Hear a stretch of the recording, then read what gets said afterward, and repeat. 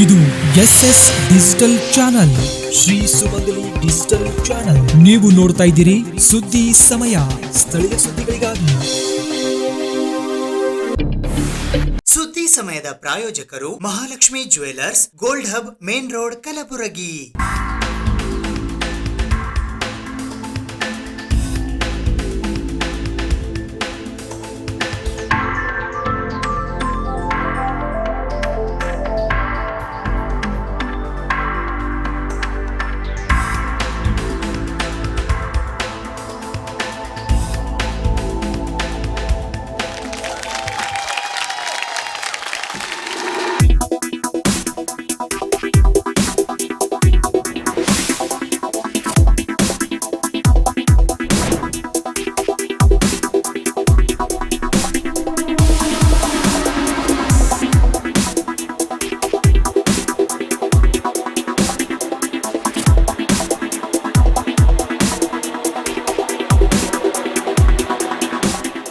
Mahalakshmi jewellers, gold hub, main road, Gulbarga.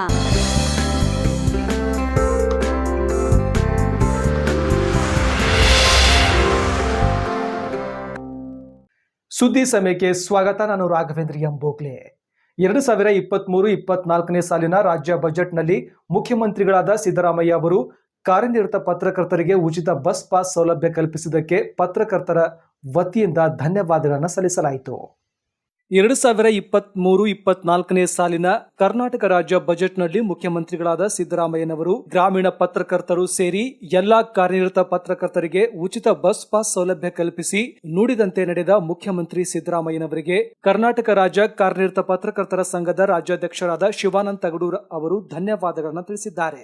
ಇದಕ್ಕಾಗಿ ಮುಖ್ಯಮಂತ್ರಿ ಸಿದ್ದರಾಮಯ್ಯನವರಿಗೆ ಉಪಮುಖ್ಯಮಂತ್ರಿಗಳಾದ DK Shivakumar, ಸಾರಿಗೆ ಸಚಿವರಾದ ರಾಮಲಿಂಗಾರೆಡ್ಡಿ ಹಾಗೂ ಮುಖ್ಯಮಂತ್ರಿಗಳ ಮಾಧ್ಯಮ ಸಲಹೆಗಾರರಾದ ಕೆವಿ ಪ್ರಭಾಕರ್ ಅವರಿಗೆ ಸಮಸ್ತ ಪತ್ರಕರ್ತರ ಪರವಾಗಿ ಹೃತ್ಪೂರ್ವಕ ಧನ್ಯವಾದಗಳನ್ನು ತಿಳಿಸಿದ್ದಾರೆ.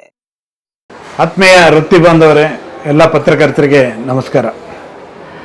ಬಹುಶಃ ನಮ್ಮ ಸುದ್ದಿ ಮನೆಯಲ್ಲಿ ಕೆಲಸ ಮಾಡುವಂಥ ಎಲ್ಲ ಪತ್ರಕರ್ತರಿಗೆ ಇವತ್ತು ಒಂದು ಸಂಭ್ರಮದ ದಿನ, ಸಂತೋಷದ ದಿನ, ಬಹುದಿನಗಳ ಬೇಡಿಕೆ ಈಡೇರಿತಂಥ ದಿನ. ದಶಕಗಳ ಹೋರಾಟ ನಮ್ಮ KWJಯಿಂದ ಏನು ಮಾಡಿದ್ವಿ, ಆ ಹೋರಾಟಕ್ಕೆ ಜಯ ಸಿಕ್ಕ ದಿನ. ಆ ಕಾರಣಕ್ಕೋಸ್ಕರ ಇವತ್ತು ಮೊದಲಿಗೆ ಎಲ್ರಿಗೂ ನಾವು ಈ ಸಂಭ್ರಮದಲ್ಲಿರುವ ಸಂದರ್ಭದಲ್ಲಿ ಸಮಸ್ತ ನಾಡಿನ ಪತ್ರಕರ್ತರ ಪರವಾಗಿ ನಾಡಿನ ಮುಖ್ಯಮಂತ್ರಿಗಳಾದಂಥ ಸಿದ್ದರಾಮಯ್ಯ ಅವರಿಗೆ ಧನ್ಯವಾದಗಳನ್ನು ಸಮರ್ಪಣೆ ಮಾಡ್ತಾಯಿದ್ವಿ. ಕಾರಣ ಏನಂದರೆ, ನಾವು ಭಾಳ ದಿನಗಳಿಂದ ಕೇಳ್ತಾ ಬಂದಿದ್ದು, ನಮ್ಮ ಗ್ರಾಮೀಣ ಭಾಗದಲ್ಲಿ ರೂರಲ್ ಸೆಗ್ಮೆಂಟಲ್ಲಿ ಕೆಲಸ ಮಾಡುವಂಥ ಪತ್ರಕರ್ತರಿಗೆ ಯಾವುದೇ ಸೌಲಭ್ಯಗಳು ಸಿಗ್ತಾ ಇಲ್ಲ. ಹಾಗಾಗಿ ಆ ದೃಷ್ಟಿಯಲ್ಲಿ ನೀವು ಗಮನದಲ್ಲಿಟ್ಕೊಂಡು ಕನಿಷ್ಠ ಅವರಿಗೆ ಉಚಿತವಾಗಿ ಟ್ರಾವೆಲ್ ಮಾಡಲಿಕ್ಕೆ, ಸುದ್ದಿ ಸಂಗ್ರಹಣೆ ಮಾಡಲಿಕ್ಕೆ, ಹೋಗಲಿಕ್ಕೆ ಸಾಧ್ಯವಾಗುವ ರೀತಿಯಲ್ಲಿ ಜಿಲ್ಲಾ ಮಟ್ಟದಲ್ಲಿ ಪತ್ರಕರ್ತರಿಗಾಗಿ ಉಚಿತ ಬಸ್ ಪಾಸ್ ಕೊಡಬೇಕು ಅಂತೇಳಿ ವಿನಂತಿಯನ್ನು ಮಾಡಿದ್ವಿ. ಮೊನ್ನೆ ಅಷ್ಟೇ ಫೆಬ್ರವರಿ 3 ಮತ್ತು 4ನೇ ತಾರೀಕು ದಾವಣಗೆರೆಯಲ್ಲಿ ನಡೆದಂಥ ಸಮ್ಮೇಳನದಲ್ಲೂ ಕೂಡ ಇಡೀ ಪತ್ರಕರ್ತರ ಪರವಾಗಿ ಈ ಹಕ್ಕೊತ್ತಾಯವನ್ನು ಮುಖ್ಯಮಂತ್ರಿಗಳಿಗೆ ಮಂಡನೆ ಮಾಡಿದ್ವಿ. ಆ ಸಂದರ್ಭದಲ್ಲಿ ಮುಖ್ಯಮಂತ್ರಿಗಳು ಭರವಸೆಯನ್ನು ಕೊಟ್ಟಿದ್ದರು, ಮಾತನ್ನು ಕೊಟ್ಟಿದ್ದರು. ಖಂಡಿತವಾಗಿ ಈ ಬಾರಿ ಬಜೆಟ್ನಲ್ಲಿ ಅದನ್ನು ಪತ್ರಕರ್ತರಿಗೆ ಬಸ್ ಪಾಸ್ ಸೌಲಭ್ಯವನ್ನು ಮಾಡಿಕೊಡ್ತೀನಿ ಅಂತೇಳಿ ಹೇಳಿದರು. ಹಾಗಾಗಿ ಮಂಡ್ಯದಲ್ಲಿ ನಡೆದಂಥ ಸಮಾವೇಶದಲ್ಲೂ ಕೂಡ ಇದೇ ಮಾತನ್ನು ಹೇಳಿದರು. ಮೈಸೂರಿನಲ್ಲಿ ಪತ್ರಕರ್ತರ ಭವನಕ್ಕೆ ಶಂಕುಸ್ಥಾಪನೆ ಮಾಡಲಿಕ್ಕೆ ಬಂದಂಥ ಸಂದರ್ಭದಲ್ಲೂ ಕೂಡ ಈ ಮಾತನ್ನು ಹೇಳಿದರು.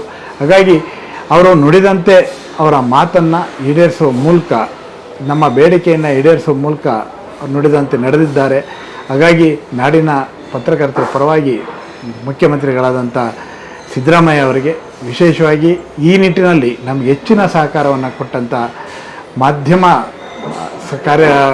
ಸಲಹೆಗಾರರಾದಂಥ ನಮ್ಮ KV ಪ್ರಭಾಕರ್ ಅವರಿಗೆ, ಹಾಗೆ ಸಾರಿಗೆ ಸಚಿವರಾದಂಥ ರಾಮಲಿಂಗಾರೆಡ್ಡಿ ಅವರಿಗೆ ನಾವು ಈ ಸಂದರ್ಭದಲ್ಲಿ ಎಲ್ಲರ ಪರವಾಗಿ ಧನ್ಯವಾದಗಳನ್ನು ಸಮರ್ಪಣೆ ಮಾಡಲಿಕ್ಕೆ ಬಯಸ್ತೇನೆ.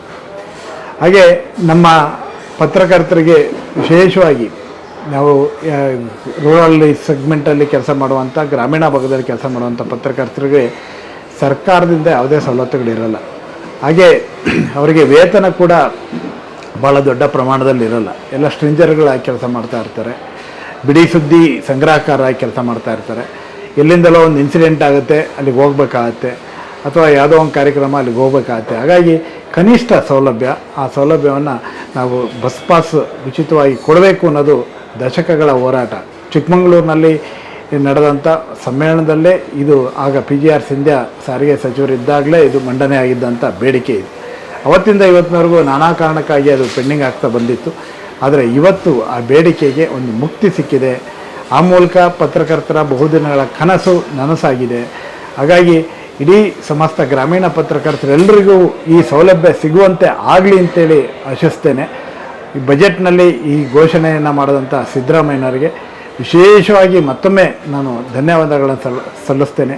ಹಾಗೆ ಈ ಯೋಜನೆಯನ್ನು ಆದಷ್ಟು ಬೇಗ ಕಾರ್ಯರೂಪಕ್ಕೆ ತರಬೇಕು ಅಂತೇಳಿ ವಿನಂತಿಯನ್ನು ಮಾಡಿ ವಾರ್ತಾ ಇಲಾಖೆಯ ಅಧಿಕಾರಿಗಳು, ಹಾಗೆ ಜಿಲ್ಲಾ ಮಟ್ಟದಲ್ಲಿ ಅಲ್ಲೂ ಕೂಡ ಒಂದು ಕಮಿಟಿಯನ್ನು ಮಾಡಬೇಕಾಗುತ್ತೆ ಜಿಲ್ಲಾಧಿಕಾರಿಗಳ ನೇತೃತ್ವದಲ್ಲಿ. ಹಾಗಾಗಿ ಅಲ್ಲಿ ಆ ಕಮಿಟಿಗಳನ್ನು ಕೂಡ ಬೇಗ ಮಾಡಿ ಈ ಗ್ರಾಮೀಣ ಪತ್ರಕರ್ತರ ಬಸ್ ಪಾಸನ್ನು ಬೇಗ ಕಾರ್ಯರೂಪಕ್ಕೆ ತರುವಂತೆ ಮಾಡಲಿ ಅಂತೇಳಿ ವಿನಂತಿಯನ್ನು ಮಾಡ್ತೀನಿ.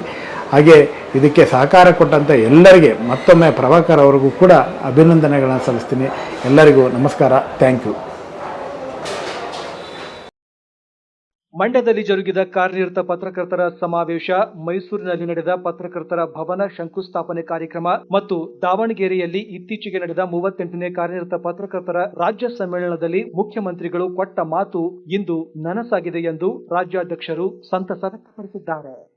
ಅಲ್ಲದೆ ಹಿರಿಯ ಪತ್ರಕರ್ತ ದಿವಂಗತ ವಡ್ಡರ್ಸೆ ರಘುರಾಮ್ ಶೆಟ್ಟಿ ಅವರ ನೆನಪಿನಲ್ಲಿ ವಡ್ಡರ್ಸೆ ರಘುರಾಮ್ ಶೆಟ್ಟಿ ಪ್ರಶಸ್ತಿ ಸ್ಥಾಪಿಸಿ ಸಾಮಾಜಿಕ ನ್ಯಾಯ ಕ್ಷೇತ್ರಕ್ಕೆ ಕೊಡುಗೆ ನೀಡಿರುವ ಪತ್ರಕರ್ತರಿಗೆ ಪ್ರತಿ ವರ್ಷ ಪ್ರಶಸ್ತಿ ನೀಡಿ ಗೌರವಿಸಲಾಗುವುದು ಎಂದು ಮುಖ್ಯಮಂತ್ರಿಗಳಾದ ಸಿದ್ದರಾಮಯ್ಯ ಅವರು ಇಂದು ಮಂಡಿಸಿದ ಬಜೆಟ್ನಲ್ಲಿ ತಿಳಿಸಿದ್ದಾರೆ.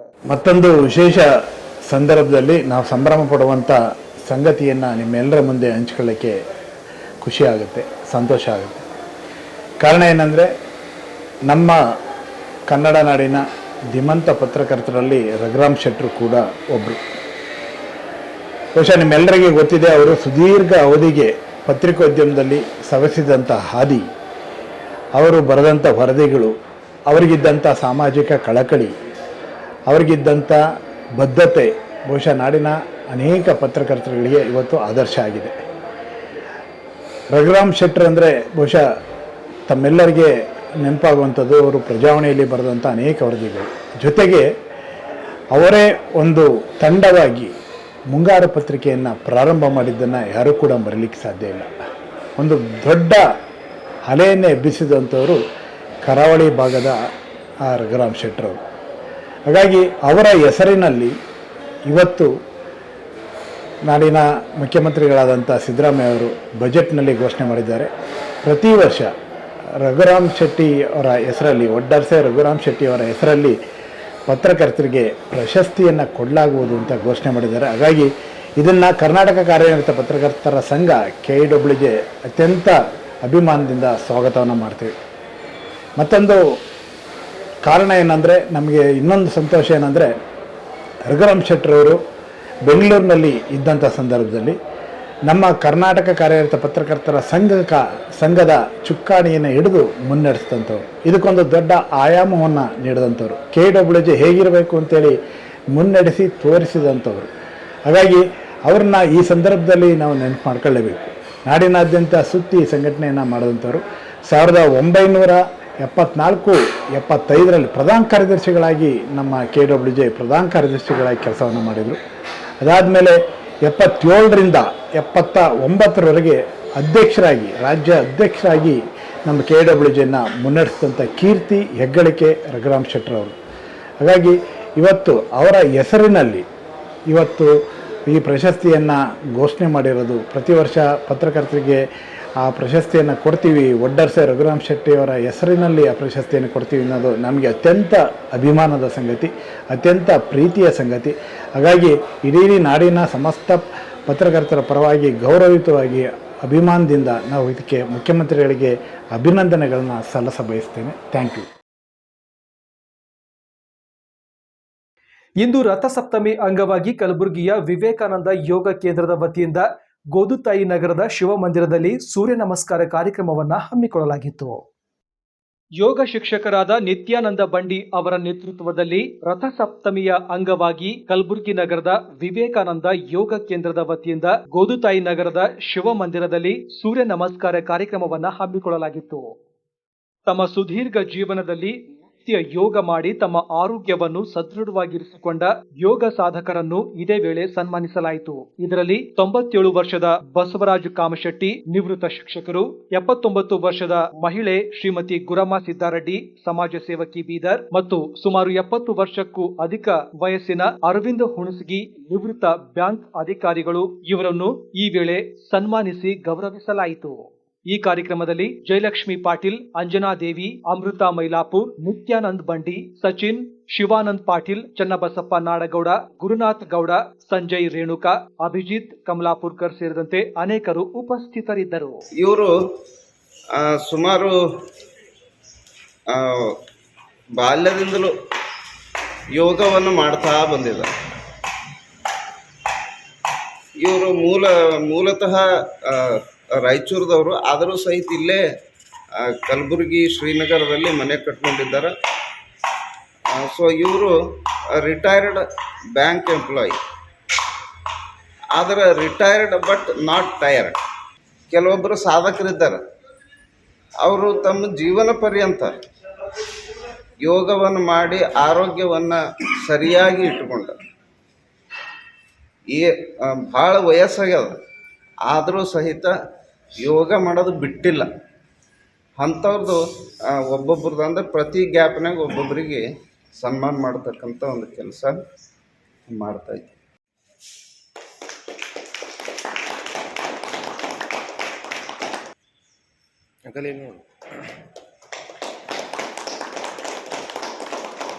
ನಾಲ್ಕು ದಿವಸ ಯೋಗ ಮಾಡಿದೆವು, 8 ದಿವಸ ಬಿಟ್ಟೆವು, 8 ದಿವಸ ಬಿಟ್ಟೆವು, 10 ದಿವಸ ಮಾಡಿದೆವು.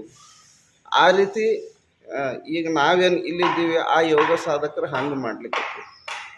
ಆದರೆ ಈ ಯೋಗ ಸಾಧನೆ ಏನದ ನಿರಂತರ ನಡಿಬೇಕು. ದಿನ ಯೋಗ ನಮ್ಮ ಉಸಿರಾಗಬೇಕು.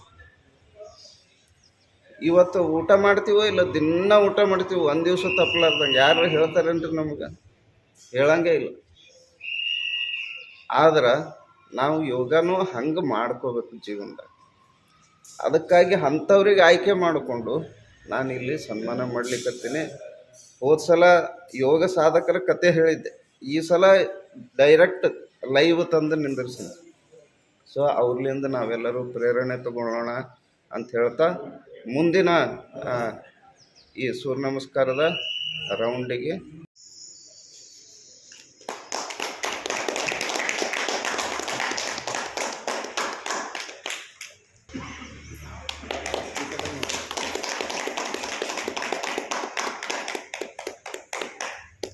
ನಿರಂತರ ಸುಮಾರು ಒಂದು 25 ವರ್ಷಗಳು ನನ್ನ ನಿರಂತರ ಸೇವೆ ಸಲ್ಲಿಸಿದರೂ ಸಹಿತ ಅದರಲ್ಲೂ ಯೋಗ ಜೀವನವನ್ನು ಅವರು ಬಿಟ್ಟಿಲ್ಲ.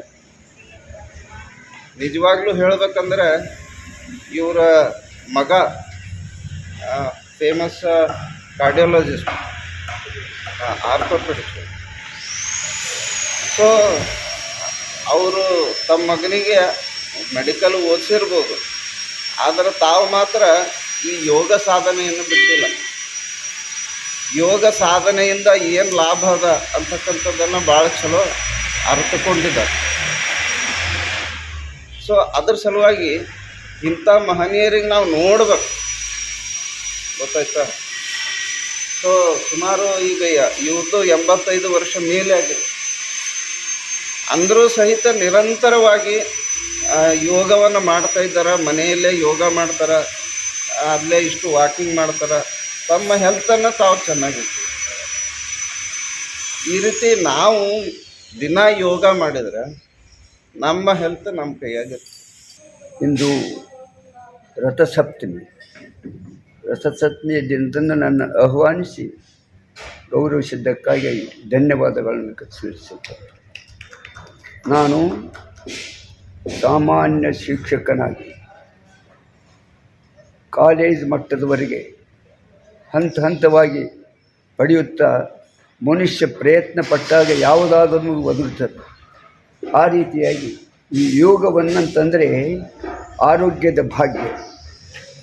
ಯಾವ ಧನ ಭಾಗ್ಯವಲ್ಲ, ಸಂಪತ್ತು ಭಾಗ್ಯವಲ್ಲ, ವೈಭವ್ಯ ಭಾಗ್ಯವಲ್ಲ. ಇದು ಭಾಗ್ಯ ಯಾವುದು ಅಂತಂತಂದ್ರೆ ಆರೋಗ್ಯವೇ ಭಾಗ್ಯ. ಈ ಆರೋಗ್ಯ ಪ್ರತಿಯೊಬ್ಬ ಮನುಷ್ಯನು ಅವಲೋಕನ ಮಾಡಿದ್ದಾದರೆ ಅವರ ಆಯುಷ್ಯವು ಹೆಚ್ಚುತ್ತಿದೆ, ಮತ್ತು ಅದಲ್ಲದೆ ಅವನು ಬುದ್ಧಿಯೂ ಬೆಳೆಯುತ್ತಿದೆ, ಜ್ಞಾನವೂ ಬೆಳೆಯುತ್ತಿದೆ. ನಾನು ಇದು 2010ರಲ್ಲಿ ಹರಿದ್ವಾರಕ್ಕೆ ಹೋಗಿದ್ದೆ. ಹರಿದ್ವಾರದಲ್ಲಿ ಹೋದಾಗ ಅಲ್ಲಿ ಹಾಲ್ ಎಂಥದ್ದಿದೆ ಅಂತಂತಂದರೆ 30,000 ಮಂದಿ ಕೂಡ್ತಕ್ಕಂಥ ಸ್ಥಾನ. ಅಷ್ಟೆಲ್ಲ ರಾಮದೇವರು ಆ ಸಂದರ್ಭದಲ್ಲಿ ರಾಮದೇವರು ಸಂಚಾಲಕರಾಗಿ ನಡೆಸ್ತಾ ಇದ್ದಾರೆ. ಅಲ್ಲಿ ಆಯುರ್ವೇದಿಕ ಮತ್ತು ಔಷಧಿಗಳು ಇತ್ಯಾದಿಗಳನ್ನೆಲ್ಲ ಒಳ್ಳೆ ಸಮೃದ್ಧವಾಗಿರ್ತಕ್ಕಂಥದ್ದನ್ನು ಸ್ಥಳ ಅದು. ಅಲ್ಲಿ ಹೋಗಿ ನೋಡಿದಾಗ ನನಗೆ ಭಾಳ ಆಶ್ಚರ್ಯ ಅನ್ನಿಸ್ತು. ಮತ್ತು ಅದಕ್ಕಿಂತ ಮೊದಲು ನಾನು ಯಾವಾಗಲೂ ವ್ಯಾಯಾಮ, ಆಸನಗಳು ಇತ್ಯಾದಿಗಳನ್ನು ನಾವು ನಡೆಸ್ತಾ ಬರ್ತಾಯಿದ್ದೆ. ಈಗ ನೋಡಿದಾಗ ಆರೋಗ್ಯ ಅಂತಕ್ಕಂಥದ್ದು ಭಾಳ ದೊಡ್ಡ. ಅಂದರೆ ಏನಂದ್ರೆ ಈ ಸೃಷ್ಟಿ ನಿರ್ಮಾಣ ಮಾಡ್ಕೊಳ್ತಕ್ಕಂಥ ಸೃಷ್ಟಿಕರ್ತ ಏನು ಮಾಡಿಬಿಟ್ನಂತಂದರೆ ಅಪರಿಪಕ್ವ ಸೃಷ್ಟಿಯನ್ನು ನಿರ್ಮಾಣ ಮಾಡಿದ. ಪರಿಪಕ್ವ ಸೃಷ್ಟಿ ನಿರ್ಮಾಣ ಮಾಡಲಿಲ್ಲ, ಅಪರಿಪಕ್ವ ಸೃಷ್ಟಿ ನಿರ್ಮಾಣ. ಆಗ ಅಪರಿಪಕ್ವ ನಿರ್ಮಾಣ ಮಾಡಿ 84 ಕೋಟಿ ಜೀವರಾಶಿಗಳನ್ನು ಹುಟ್ಟಿಸಿದ. ಅದರಲ್ಲಿ ಮಾನವನಂತಕ್ಕಂಥ ಜೀವಿ ಅದು ಎಲ್ಲ ಶ್ರೇಷ್ಠವಾದಂಥದ್ದು, ಅದು ದೇವರ ಸಮಾನವಾದಂಥದ್ದು, ಬೇಕಾದ ಮಾಡ್ತಕ್ಕಂಥ ಶಕ್ತಿ ಉಳ್ಳವನಾದಂಥದಕ್ಕೆ ಮನುಕುಲವನ್ನು ನಿರ್ಮಾಣ ಮಾಡಿ ಮನುಜೀವಿಯನ್ನು ನಿರ್ಮಾಣ ಮಾಡಿ. ಆ ಮನುಜೀವಿಗೆ ಹೇಳಿದ 5 ಸಂಪನ್ಮೂಲಗಳನ್ನು ಕೊಟ್ಟ. ಯಾವ ಸಂಪನ್ಮೂಲ? ಭೂ ಸಂಪನ್ಮೂಲ, ಜಲ ಸಂಪನ್ಮೂಲ, ವಾಯು ಸಂಪನ್ಮೂಲ, ಖನಿಜ ಸಂಪನ್ಮೂಲ ಮತ್ತು ಅರಣ್ಯ ಸಂಪನ್ಮೂಲ. ಈ 3 ಸಂಪನ್ಮೂಲಗಳು ಯಾರಿಗೆ ಕೊಟ್ಟನಂತಂದರೆ ಬುದ್ಧಿಜೀವಿಯಾಗಿರ್ತ ಮಾನವ ಕೋಟಿ. 84 ಕೋಟಿಯಲ್ಲಿ ಶ್ರೇಷ್ಠವಾದಂಥವ ಮಾನವ ಜೀವಿಗೆ ಇವು ಕೊಟ್ಟ. ಇದು ಅಪರಿಪಕ್ವವಾಗಿರ್ತಕ್ಕಂಥ ಸೃಷ್ಟಿಯನ್ನು ಪರಿಪಕ್ವಗೊಳಿಸು ಅಂತ ಹೇಳಿ. ಇವು ಎಲ್ಲ 5 ಸಂಪನ್ಮೂಲಗಳನ್ನು ಉಪಯೋಗಿಸಿ ಈ 5 ಸಂಪನ್ಮೂಲಗಳನ್ನು ಪಡೆದುಕೊಂಡು ಎಲ್ಲರಿಗೆ ಮಾಡಿ ಬರ್ತಕ್ಕಂಥ 84 ಕೋಟಿ ಜೀವರಾಶಿಗಳನ್ನು ಕಲಬುರಗಿ ನಗರದ ಪೂಜ್ಯ ದೊಡ್ಡಪ್ಪ ಅಪ್ಪ ತಾಂತ್ರಿಕ ಮಹಾವಿದ್ಯಾಲಯದ ಸಿಸಿಟಿ ವಿಭಾಗದ ಸಹಯೋಗದಲ್ಲಿ ಐಇಐ ವತಿಯಿಂದ ಕಂಬಾರಿಕೆ ತಯಾರಿಕೆ ಕುರಿತು ಕಾರ್ಯಾಗಾರವನ್ನು ಹಮ್ಮಿಕೊಳ್ಳಲಾಗಿತ್ತು. ಪಿಡಿಎ ಇಂಜಿನಿಯರಿಂಗ್ ಕಾಲೇಜಿನಲ್ಲಿ ಸಿರಾಮಿಕ್ ಮತ್ತು ಸಿಮೆಂಟ್ ವಿಭಾಗದ ವತಿಯಿಂದ ಕಲಬುರಗಿಯ ದಿ ಇನ್ಸ್ಟಿಟ್ಯೂಷನ್ ಆಫ್ ಇಂಜಿನಿಯರ್ ಸಹಯೋಗದೊಂದಿಗೆ 1 day workshop on hands on practices in pottery making ಎಂಬ ವಿಷಯದ ಕುರಿತು 1 ದಿನದ ಕಾರ್ಯಾಗಾರವನ್ನು ಆಯೋಜಿಸಲಾಗಿತ್ತು. ಸಂಪನ್ಮೂಲ ವ್ಯಕ್ತಿಗಳಾಗಿ ಗುಲ್ಬರ್ಗಾ ವಿಶ್ವವಿದ್ಯಾಲಯದ ದಾನಯ್ಯ ಚೌಕಿಮಠ್ ಅವರು ಆಗಮಿಸಿದ್ದರು. ಕಾಲೇಜಿನ ಪ್ರಾಚಾರ್ಯರಾದ ಡಾಕ್ಟರ್ ಶಶಿಕಾಂತ್ ಆರ್ ಮೀಸೆ ಅವರು ಮುಖ್ಯ ಅತಿಥಿಗಳಾಗಿ ಆಗಮಿಸಿದ್ದರು. ಕಲಬುರಗಿಯ the institution of engineers India Kalaburagi ಸ್ಥಾನಿಕ ಕೇಂದ್ರದ ಅಧ್ಯಕ್ಷರಾದ ಡಾಕ್ಟರ್ ಶ್ರೀಧರ್ ಆರ್ ಪಾಂಡೆ ಅವರು ಮತ್ತು ಕಾರ್ಯದರ್ಶಿಗಳಾದ ಪ್ರೊಫೆಸರ್ ಸೀತಾರಾಮ್ ಮಣ್ಣೂರ್ ಅವರು ವೇದಿಕೆ ಮೇಲೆ ಉಪಸ್ಥಿತರಿದ್ದರು. ಸಿರಾಮಿಕ್ ಮತ್ತು ಸಿಮೆಂಟ್ ವಿಭಾಗದ ಮುಖ್ಯಸ್ಥರಾದ ಡಾಕ್ಟರ್ ವೀರೇಶ್ ಬಿ ಮಲ್ಲಾಪುರ್ ಅವರು ಸ್ವಾಗತಿಸಿದರು. ಈ ಕಾರ್ಯಕ್ರಮದ ಸಂಯೋಜಕರಾದ ಡಾಕ್ಟರ್ ಬಾಬುರಾವ್ ಶೇರಿಕಾರ್ ಅವರು ವಂದಿಸಿದರು. ಆದಿತ್ಯ ನಿರೂಪಿಸಿದರು. ಈ ಕಾರ್ಯಕ್ರಮದಲ್ಲಿ ಕಾರ್ಯಕಾರಿ ಸಮಿತಿಯ ಸದಸ್ಯರಾದ Hanumanth Prabhu, doctor Prashant Kamble, Chandrashekhar Bogale, Pavan Rangath, doctor S B. Patil, Uday Ballari, ಕಾಲೇಜಿನ ಪ್ರಾಧ್ಯಾಪಕರಾದ ಗುಂಡುಕೋರ್, ಮಲ್ಲಿಕಾರ್ಜುನ್ ಕುಮಣಿ, ಶರಣು ಜಗತಿ ಉಪಸ್ಥಿತರಿದ್ದರು. ಸಿರಾಮಿಕ್ ಮತ್ತು ಸಿಮೆಂಟ್ ವಿಭಾಗದ 100 ವಿದ್ಯಾರ್ಥಿಗಳು ಈ ಕಾರ್ಯಕ್ರಮದಲ್ಲಿ ಪಾಲ್ಗೊಂಡು ಪಾಟರಿ ಮೇಕಿಂಗ್ ಕುರಿತು ತರಬೇತಿಯನ್ನು ಪಡೆದರು. A workshop is arranged by Institution of Engineers India Limited in association with Ceramic and Cement Technology Department of PDA College of Engineering, Kalaburgi, to impart hands-on experience to our ceramic engineering students for making this pottery. It's a basic skill and art development program which is arranged for a day, and this program will train our students in shaping the clay into various traditional ceramic products. ನಮ್ಮ PDA engineering ಕಾಲೇಜಲ್ಲಿ cement and ceramic department ಮತ್ತು institution of engineers India ಜಾಯಿಂಟಾಗಿ hands on practices workshop ಮಾಡ್ತಾಯಿದ್ದಾರೆ. ಅದು ನಮ್ಮ ceramic ಹುಡುಗರಿಗೆ ಸಾಕಷ್ಟು ಉಪಯೋಗವಾಗುತ್ತೆ. ಯಾಕಂದರೆ ಪ್ರಾಕ್ಟಿಕಲಿ ಅವರೆಲ್ಲ ಮಾಡಿ ನೋಡ್ತಾರೆ ನಮ್ಮ ಹುಡುಗರು. ನಮ್ಮಲ್ಲೆಲ್ಲ ಲ್ಯಾಬ್ ಫೆಸಿಲಿಟಿ ತುಂಬ ಚೆನ್ನಾಗಿದೆ ಸಿರಾಮಿಕ್ ಡಿಪಾರ್ಟ್ಮೆಂಟಲ್ಲಿ. ಅದು ಯುಟಿಲೈಸ್ ಆಗಿರಲಿಲ್ಲ ಇಲ್ಲಿ ತನಕ. ಸೊ ಅದಕ್ಕೆ ಇವತ್ತಿನ ದಿವಸ ಇವರು ದಾನಯ್ಯವರು ಬಂದಿದ್ದಾರೆ ಯೂನಿವರ್ಸಿಟಿಯಿಂದ. ಅವರು ಹುಡುಗರಿಗೆ ಟ್ರೈನ್ ಮಾಡ್ತಾ ಇದ್ದಾರೆ. ಇದರಿಂದ ಹುಡುಗರಿಗೆ ಸ್ವಲ್ಪ ಎಕ್ಸ್ಪೋಜರ್ ಸಿಗುತ್ತೆ, ಅವ್ರು ಸಾಕಷ್ಟು ಕಲಿತಾರೆ ಇದರಿಂದ ಅಂತ ಅನಿಸುತ್ತೆ. ಸೊ ಇಂಥ ವರ್ಕ್ಶಾಪ್ CCT ಡಿಪಾರ್ಟ್ಮೆಂಟಲ್ಲಿ ಇವತ್ತಿನ ದಿವಸ ನಡೆಯುತ್ತಿರೋದು ನನಗೂ ಕೂಡ ಹೆಮ್ಮೆ ವಿಷಯ. ಹುಡುಗರು ಕೂಡ ತುಂಬ ಉಪಯುಕ್ತ ಆಗುತ್ತೆ. I am happy to inform today we are conducting one of the hands-on workshop on pottery making. So this is one of the workshop what we are arranging to train the students, especially those who are studying as a emerging technology subjects. So there they are learning about how to make a ceramic pot and what are the ingredients you have to add to get the plasticity and all, and how to make it skillfully. So this is what our chief guest, today's chief guest, Danaya sir is training the students. So this workshop is arranged in collaboration or in association with Institute of Engineers Gulbarga chapter under student chapter.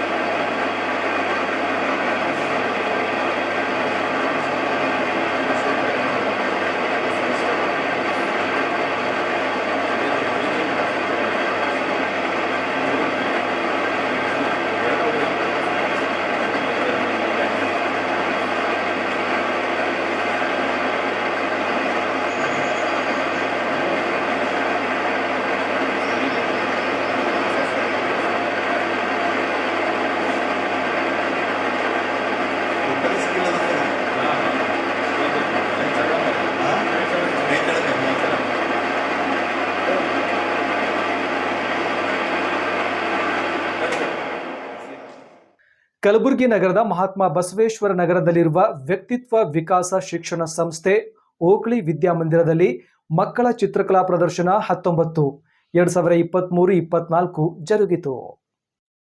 ವ್ಯಕ್ತಿತ್ವ ವಿಕಾಸ education ಸೊಸೈಟಿಯ Kannada convent ಹಿರಿಯ ಪ್ರಾಥಮಿಕ ಹಾಗೂ ಪ್ರೌಢಶಾಲೆ, ವಿಕಾಸ English medium school, ವಿಶಾಲ ಪದವಿ ಪೂರ್ವ ವಿಜ್ಞಾನ ಹಾಗೂ ವಾಣಿಜ್ಯ ಕಾಲೇಜು, ಶ್ರೀಮತಿ ಕಮಲಾ ಬಸವರಾಜ್ ಪಾಟೀಲ್ ಓಕಳಿ ಪದವಿ ಕಾಲೇಜು, ಓಕಳಿ ವಿದ್ಯಾಮಂದಿರ, ಮಹಾತ್ಮ ಬಸವೇಶ್ವರ ನಗರ ಕಲಬುರಗಿಯ ವತಿಯಿಂದ ಸಂಸ್ಥಾಪಕರ ದಿನಾಚರಣೆ ಮತ್ತು ಶಾಲಾ ವಾರ್ಷಿಕೋತ್ಸವದ ಅಂಗವಾಗಿ ಮಕ್ಕಳ ಚಿತ್ರಕಲಾ ಪ್ರದರ್ಶನ 19-2023-24 ಕಾರ್ಯಕ್ರಮವು ಶುಕ್ರವಾರ ದಿನಾಂಕ 16ನೇ ಫೆಬ್ರವರಿ 2024ರಂದು ಬೆಳಿಗ್ಗೆ 10 ಗಂಟೆಗೆ ಶಾಲೆಯ ಆವರಣದಲ್ಲಿ ಇರುವ ಮಂಗಳದೀಪ ಬೆಳ್ಳಿ ಮಂಟಪದ ಸಭಾಂಗಣದಲ್ಲಿ ಜರುಗಿತು. ಇದರ ಉದ್ಘಾಟಕರಾಗಿ ಕಲಬುರಗಿಯ ಕೃತಿಕಾ ಸಂಸ್ಕೃತಿ ಸಂಸ್ಥೆಯ ಕಾರ್ಯದರ್ಶಿಗಳು ಹಾಗೂ ನಿವೃತ್ತ ಚಿತ್ರಕಲಾ ಶಿಕ್ಷಕರಾದ ಮಂಜುಳಾ ಬಿ ಜಾನೆ ಆಗಮಿಸಿದ್ದರು. ಅತಿಥಿಗಳಾಗಿ ದಿವಂಗತ ಬಿಬಿ ಪಾಟೀಲ್ ಓಕಳಿಯವರ ಧರ್ಮಪತ್ನಿ, ಸಂಸ್ಥೆಯ ಸಂಸ್ಥಾಪಕರಾದ ಕಮಲಾಬಾಯಿ ಬಿ ಪಾಟೀಲ್ ಓಕಳಿ ಆಗಮಿಸಿದ್ದರು. ಅಧ್ಯಕ್ಷತೆಯನ್ನು ವ್ಯಕ್ತಿತ್ವ ವಿಕಾಸ ಶಿಕ್ಷಣ ಸಂಸ್ಥೆ ಕಲಬುರಗಿಯ ಆಡಳಿತ ಮಂಡಳಿಯ ಸದಸ್ಯರಾದ ಡಾಕ್ಟರ್ ವಿಕ್ರಮ್ ಬಿ ಪಾಟೀಲ್ ಓಕಳಿ ವಹಿಸಿದ್ದರು. ಈ ಕಾರ್ಯಕ್ರಮದಲ್ಲಿ ಮುಖ್ಯ ಗುರುಗಳು, ಶಿಕ್ಷಕರು, ವಿದ್ಯಾರ್ಥಿಗಳು ಪಾಲ್ಗೊಂಡಿದ್ದರು. ರಿಬ್ಬನ್ ಕತ್ತರಿಸುವ ಮೂಲಕ ಕಾರ್ಯಕ್ರಮವನ್ನು ಉದ್ಘಾಟಿಸಿದ ಅತಿಥಿ ಗಣ್ಯರು ಚಿತ್ರಕಲೆಗಳನ್ನು ವೀಕ್ಷಿಸಿದರು. ನಂತರ ವೇದಿಕೆಯ ಮೇಲೆ ಸನ್ಮಾನ ಕಾರ್ಯಕ್ರಮ ಜರುಗಿತು. ಇದೇ ವೇಳೆ ಭಾವಚಿತ್ರಕ್ಕೆ ಮಾಲಾರ್ಪಣೆ ಮಾಡುವ ಮೂಲಕ ಕಾರ್ಯಕ್ರಮಕ್ಕೆ ಚಾಲನೆ ನೀಡಲಾಯಿತು. ತದನಂತರ ಜ್ಯೋತಿ ಬೆಳಗಿಸುವ ಮೂಲಕ ವಿದ್ಯುಕ್ತವಾಗಿ ವೇದಿಕೆಯ ಕಾರ್ಯಕ್ರಮವನ್ನು ಉದ್ಘಾಟಿಸಲಾಯಿತು. ಕಾರ್ಯಕ್ರಮದ ಕೊನೆಯಲ್ಲಿ ಮಕ್ಕಳಿಗೆ ಬಹುಮಾನಗಳನ್ನು ವಿತರಿಸಲಾಯಿತು.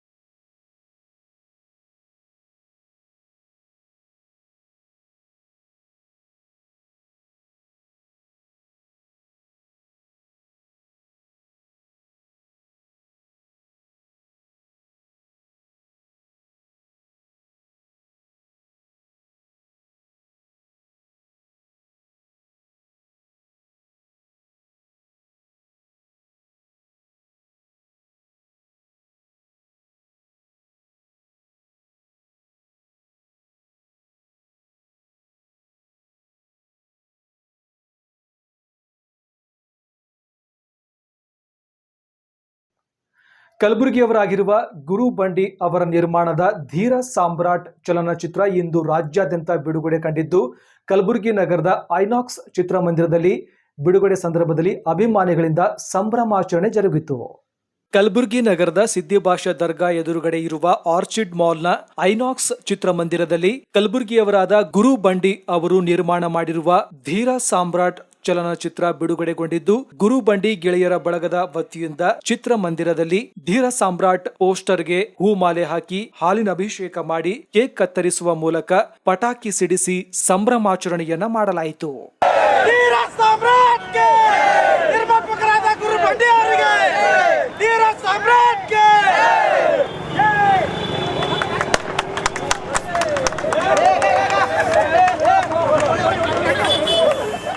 ನಾನು ಅಣ್ಣಾರಾವ್ ಶಳಗಿ ಮತ್ತಿಮೂಡ, ಕರ್ನಾಟಕ ಸಂಘಟನಾ ವೇದಿಕೆಯ ಕಲ್ಯಾಣ ಕರ್ನಾಟಕ ಅಧ್ಯಕ್ಷರು.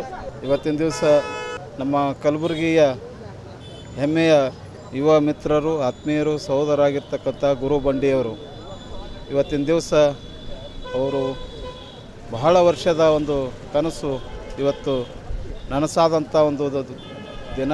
ಇದೆಲ್ಲರೂ ಹೆಮ್ಮೆಯ ಪಡುವಂಥ ದಿನ. ಏನಂತ ಕೇಳಿದರೆ, ಈ ಧೀರ ಸಾಮ್ರಾಟ್ ಚಲನಚಿತ್ರ ಇವತ್ತಿನ ದಿವಸ ಬಿಡುಗಡೆ ಆಗಿದೆ. ರಾಜ್ಯದ ಎಲ್ಲ ಕಡೆಗೂ ಇವತ್ತಿನ ದಿವಸ ಈ ಒಂದು ಚಿತ್ರ ಪ್ರದರ್ಶನಗೊಳ್ತಾ ಇದೆ. ಈ ನಮ್ಮ ಕಲ್ಯಾಣ ಕರ್ನಾಟಕ ಭಾಗದ ಎಲ್ಲ ಕಲಾವಿದರಿಗೆ ಪ್ರತಿಭೆಯನ್ನು ಹೊರತರುವ ನಿಟ್ಟಿನೊಳಗೆ ಈ ಭಾಗದ ಕಲಾವಿದರನ್ನು ಹಾಕಿಕೊಂಡು ಈ ಒಂದು ಧೀರ ಸಾಮ್ರಾಟ ಚಲನಚಿತ್ರ ಅದ್ಭುತವಾಗಿರ್ತಕ್ಕಂಥ ಒಂದು ಚಲನಚಿತ್ರ ನಿರ್ಮಾಣ ಮಾಡಿ ಇವತ್ತಿನ ದಿವಸ ಬಿಡುಗಡೆಯಾಗಿದೆ. ತಾವೆಲ್ಲರೂ ನಮ್ಮ ಕಲಬುರಗಿಯ ಹೆಮ್ಮೆಯ ಕಲಾವಿದರಂತ ತಿಳ್ಕೊಂಡು ಗುರು ಬಂಡಿಯವರನ್ನು ಮತ್ತು ಆ ಚಿತ್ರದಲ್ಲಿ ನಮ್ಮ ಕಲಬುರಗಿಯಿಂದ ಅನೇಕ ನಮ್ಮ ಕಲಾವಿದರು, ನಮ್ಮ ಮಂಜು ಅವರಾಗಿರ್ಬೋದು, ಮತ್ತು ಸಾಗರ್ ಅವರಾಗಿರ್ಬೋದು, ಇನ್ನೂ ಅನೇಕ ಎಲ್ಲ ಕಲಾವಿದರು, ನಮ್ಮ ಭಾಗದ ಕಲಾವಿದರಿಗೆ ನೀವೆಲ್ಲರೂ ಪ್ರೋತ್ಸಾಹ ಮಾಡಬೇಕು. ಚಿತ್ರಮಂದಿರದಲ್ಲಿ ಹೋಗಿ ಈ ಒಂದು ಧೀರ ಸಾಮ್ರಾಟ ಚಲನಚಿತ್ರವನ್ನು ವೀಕ್ಷಣೆ ಮಾಡಿ ನಮ್ಮ ಕಲಬುರಗಿಯ ಕಲಾವಿದರಿಗೂ, ನಿರ್ಮಾಪಕರಿಗೂ, ಗುರು ಬಂಡಿಯವರಿಗೂ ಎಲ್ಲರಿಗೂ ನೀವು ಒಂದು ಆಶೀರ್ವಾದ ಮಾಡಬೇಕಾಗಿ ಈ ಒಂದು ಸಭೆಯ ಮುಖಾಂತರ ಕೇಳ್ಕೊಳ್ತೀನಿ.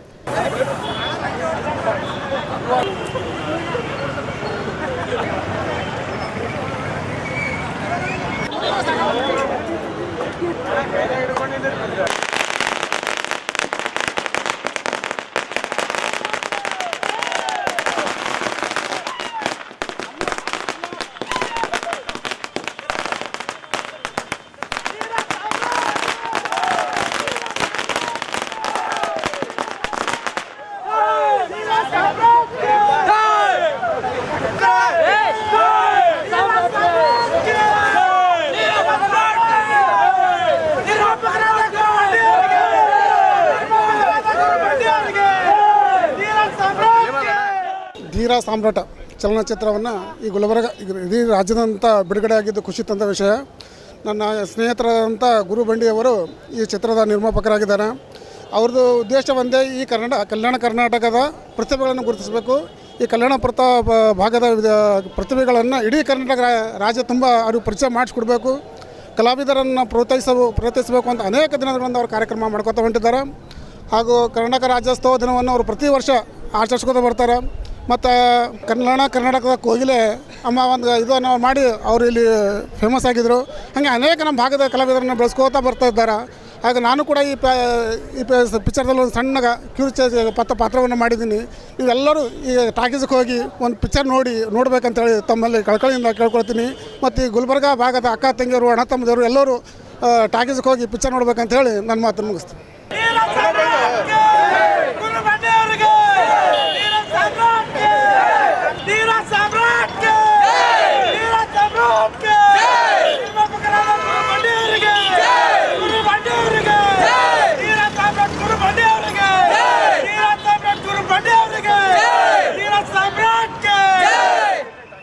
ತದನಂತರ ಗುರು ಬಂಡಿ ಗೆಳೆಯರ ಬಳಗದ ಎಲ್ಲಾ ಸದಸ್ಯರು ಹಾಗೂ ಸಿನೆ ಪ್ರಿಯರು ಚಿತ್ರಮಂದಿರದಲ್ಲಿ ಧೀರ ಸಾಮ್ರಾಟ್ ಚಲನಚಿತ್ರವನ್ನ ವೀಕ್ಷಿಸಿ ಸಂತಸಪಟ್ಟರು. 16ನೇ ಫೆಬ್ರವರಿ 2024 ಕೈಗಾರಿಕಾ ವಲಯಗಳ ಮುಷ್ಕರ ಮತ್ತು ಗ್ರಾಮೀಣ ಭಾರತ ಬಂದ್ ಹಿನ್ನೆಲೆಯಲ್ಲಿ ಕೆಪಿಆರ್ಎಸ್ ಎಐಎಡಬ್ಲ್ಯೂ ಮತ್ತು ಸಿಐಟಿಯು ವತಿಯಿಂದ ಪ್ರತಿಭಟನೆ ನಡೆಸಲಾಯಿತು. ಕರ್ನಾಟಕ ಪ್ರಾಂತ ರೈತ ಸಂಘ ಕೆಪಿಆರ್ಎಸ್, ಕರ್ನಾಟಕ ಪ್ರಾಂತ ಕೃಷಿ ಕೂಲಿಕಾರರ ಸಂಘ ಎಐಎಡಬ್ಲ್ಯೂ ಮತ್ತು centre of Indian trade union CITU ವತಿಯಿಂದ ದಿನಾಂಕ 16ನೇ ಫೆಬ್ರವರಿ 2024ರಂದು ಕೈಗಾರಿಕಾ ವಲಯಗಳ ಮುಷ್ಕರ ಮತ್ತು ಗ್ರಾಮೀಣ ಭಾರತ್ ಬಂದ್ ನಡೆಸಿಕೊಡುತ್ತಿರುವ ಹಿನ್ನೆಲೆಯಲ್ಲಿ ಸಂಯುಕ್ತ ಕಿಸಾನ್ ಮೋರ್ಚಾ, ಎಸ್ಕೆಎಂ ಮತ್ತು ಕೇಂದ್ರ ಟ್ರೇಡ್ ಯೂನಿಯನ್ಸ್ ಮತ್ತು ಸ್ವತಂತ್ರ ವಲಯದ ಒಕ್ಕೂಟಗಳು ಸಂಘಗಳ ಜಂಟಿ ವೇದಿಕೆ ವತಿಯಿಂದ 21 ಅಂಶಗಳ ಬೇಡಿಕೆಗಳ ಹಿನ್ನೆಲೆಯಲ್ಲಿ ಇಂದು ಕಲಬುರಗಿ ನಗರದ ಜಿಲ್ಲಾಧಿಕಾರಿಗಳ ಕಚೇರಿಯ ಎದುರು ಪ್ರತಿಭಟನೆ ನಡೆಸುವ ಮೂಲಕ ಪ್ರಧಾನಮಂತ್ರಿಗಳಿಗೆ ಮನವಿ ಪತ್ರವನ್ನ ಸಲ್ಲಿಸಲಾಯಿತು. ಈ ಪ್ರತಿಭಟನೆಯಲ್ಲಿ ಮಲ್ಲಿಕಾರ್ಜುನ್ ಪಾಟೀಲ್, ಪದ್ಮಿನಿ ಕಿರಣಗಿ, ಭೀಮಾಶಂಕರ್, ಮೋಬಿನ್ ಅಹ್ಮದ್ ಸೇರಿದಂತೆ ಇತರೆ ಅನೇಕರು ಪಾಲ್ಗೊಂಡಿದ್ದರು. ನಾವು MP ಆಫೀಸ್ ಎದುರು ಹೋರಾಟ ಮಾಡಿದೆ. ಇಡೀ ದೇಶ ತುಂಬ ನಡೆದಂಥದ್ದು ಏನಂದ್ರೆ, ಒಟ್ಟು ಕಾರ್ಮಿಕರಿಗೆ ಅಂದ್ರೆ ಸ್ಕೀಮ್ ನೌಕರದಾರಿಗೆ ಸೌಲಭ್ಯ ಕೊಡಬೇಕಂತ ನಾವು ಕೇಳಿದಾಗ ಬಜೆಟಿನಲ್ಲಿ ಅವ್ರು ಮಾಡಿದಂಥದ್ದು ಏನಂದ್ರೆ, ಒಟ್ಟು ಸ್ಕೀಮ್ ನೌಕರರ ಬಜೆಟ್ ಅದ್ರಾಗಿದ್ರು ಸ್ಪೆಷಲ್ ICDSಗೆ 300 ಕೋಟಿ ಬಜೆಟ್ ಡಿಡಕ್ಷನ್ ಮಾಡಿದ್ರು. ಅದರ ಜೊತೆಗೆ ಜಂಟಿಯಾಗಿ ಹೋರಾಟ ಮಾಡ್ಬೇಕಂತೇಳಿ ದಿಲ್ಲಿ ಗಡಿಯಲ್ಲಿ ಹೋದ ವರ್ಷ 1.5 ವರ್ಷದಿಂದ ರೈತರು ಹೋರಾಟ ಮಾಡಿದ್ರು. ಅವಾಗ ಸರ್ಕಾರ ರೈತರಿಗೆ ಮಣಿದು ಒಪ್ಕೊಂಡಿತ್ತು. ಆದರೆ ಮೊನ್ನೆ ಸರ್ಕಾರಿಗೆ ಲಿಖಿತವಾಗಿ ಕಾರ್ಯರೂಪಕ್ಕೆ ತರಬೇಕು, ರೈತ ಬೆಳೆದಂಥ ಬೆಳೆಗೆ ಬೆಂಬಲ ಬೆಲೆ ಕೊಡಬೇಕು, ರೈತರಿಗೆ ಉಚಿತವಾದ ಸಬ್ಸಿಡಿ ದರದಾಗ ಸಾಲ ಕೊಡ್ಬೇಕಂತ ಕೇಳಿದಾಗ ಅವ್ರು ಮಾಡಿದಂಥದ್ದು ಏನಂದ್ರೆ, ರೈತರ ಮೇಲೆ ಲಾಠಿ ಚಾರ್ಜ್ ಮಾಡಿದ್ರು ಮತ್ತು ಗಾಳಿಯಲ್ಲಿ ಗುಂಡು ಹಾರಿಸಿದ್ರು, ವಿಷ ಹವಾ ಕೊಟ್ಟರು. ಒಟ್ಟಾರೆ ಪ್ರಜಾಪ್ರಭುತ್ವ ಹಾಡು ಹಗಲೇ ಕಗ್ಗಲೆ ಮಾಡಕತ್ತಾರ. ಅದಕ್ಕಾಗಿ ಬಂಧುಗಳೇ, ರೈತರು ಮಾಡಿದಂಥ ಹೋರಾಟಕ್ಕೆ ಇವತ್ತಿಂದ ನಾವು ಖಂಡಿತವಾಗಿ ಖಂಡಿಸಬೇಕಾಗ್ತದೆ. ಅದರ ಜೊತೆಗೆ ನಾವು ಕೇಳ್ತೇವೆ, ಇವತ್ತು ಮಿನಿಮಮ್ ವೇಜಸ್ 36,000 ರೂಪಾಯಿ ಕನಿಷ್ಠ ಕೂಲಿ ಕೊಡಬೇಕು ಸ್ಕೀಮ್ ನೌಕರದಾರಿಗೆ ಅಂದ್ರೆ ಇಲ್ಲ ಇದ್ದಂಥ ಬಜೆಟ್ನಲ್ಲಿ ಕೂಡ ಬಜೆಟ್ ಕಡಿತ ಮಾಡ್ರ ಬಂಧುಗಳೇ. ಅದಕ್ಕೆ ನಾವು ವಿನಂತಿ ಮಾಡಬೇಕಾಗ್ತದೆ. ಇವತ್ತು ಕೇವಲ ಸಾಂಕೇತಿಕ ಹೋರಾಟ. ಮುಂದಿನ ದಿನದಾಗ 2024 ಚುನಾವಣೆಯಲ್ಲಿ ಅಂಗನವಾಡಿಯವರಾಗಲಿ, ಬಿಸಿ ಊಟದವರಾಗಲಿ, ಆಶಾದವರಾಗಲಿ, ಗ್ರಾಮ ಪಂಚಾಯತ್ ನೌಕರದಾರಾಗಲಿ, ಕಟ್ಟಡ ಕಾರ್ಮಿಕರಾಗಲಿ, ರೈತರಾಗಲಿ, ಕೃಷಿ ಕೂಲಿಕಾರ ಸಂಘ ಆಗಲಿ, ಪ್ರತಿಯೊಬ್ಬರು ಕೂಡ ಈ ನೀತಿ ವಿರುದ್ಧ ನಾವು ಪ್ರಚಾರ ಮಾಡಬೇಕಾಗ್ತದೆ.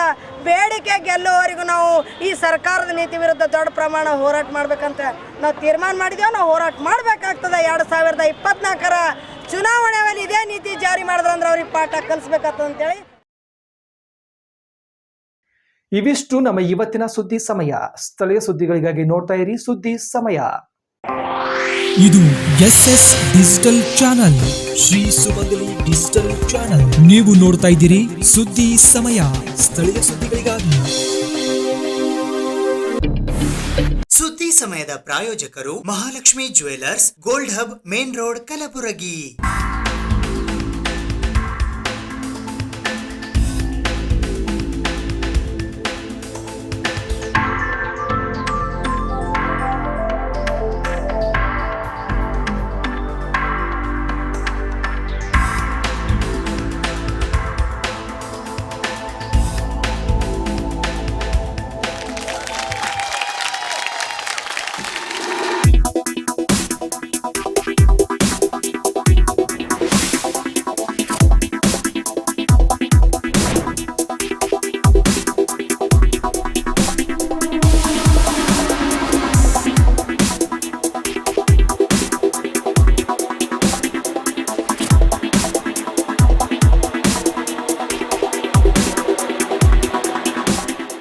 Mahalakshmi jewellers, gold hub, main road, Gulbarga.